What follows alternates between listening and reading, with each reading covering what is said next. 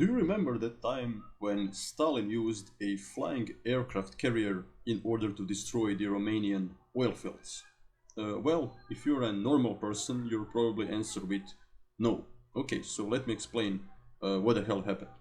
In the 1920s, a crazy Soviet engineer, Vladimir Sergeyevich Vachamistrov, had an idea of creating a flying aircraft carrier. Here is how it looked in real life.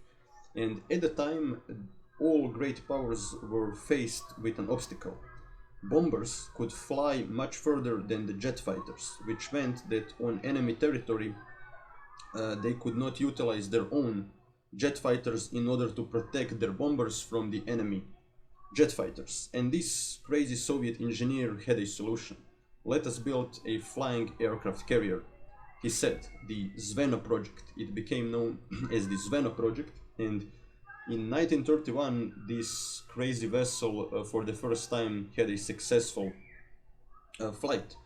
But if you thought that this idea was something so crazy that it was only done by the communists, well, you are wrong. The first country that built a flying aircraft carrier was actually the British military in World War I, and then the Americans also produced one of their own.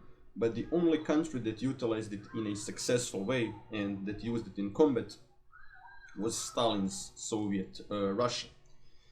So, okay, what happened? Well, in 1941, the Soviets are attacked by the Germans, and the main source of German oil are the Romanian oil fields. And Stalin decides that it is a priority for the Red Army to destroy the Romanian oil fields. And the Soviets, they bring out their old weapon, and they decided to go with out-of-the-box approach and use this crazy flying aircraft carrier in order to destroy Romanian oil.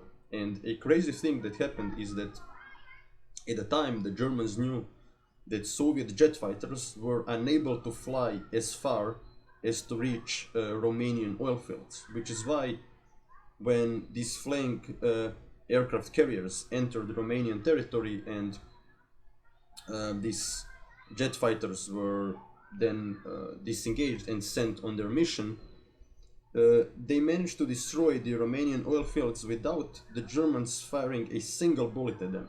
And why is that? Because they just assumed that those were the German jet fighters, because by using logic they just concluded, well, the Soviets have no technology that would allow their jet fighters to fly above Romania.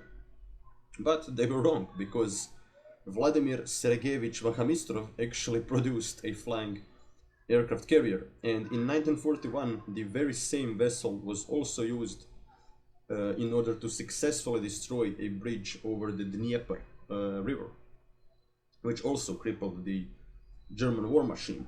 And in 1942, as far as we know, the project was finished and the Soviets stopped using them. Now, we actually don't exactly know why. Some claim that after they lost their initial shock value, they were no longer so useful.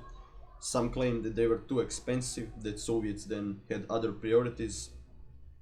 Others claim that innovations in aerial technology made them unnecessary, with the Americans inventing the Flying Fortress. That was a bomber that had a machine gun on its back and could defend itself from enemy jet fighters. So advancements in aerial technology made these bizarre vessels not as useful as they used to be. But still, what is fascinating to me is that they were quite successfully used in battle by the Soviets.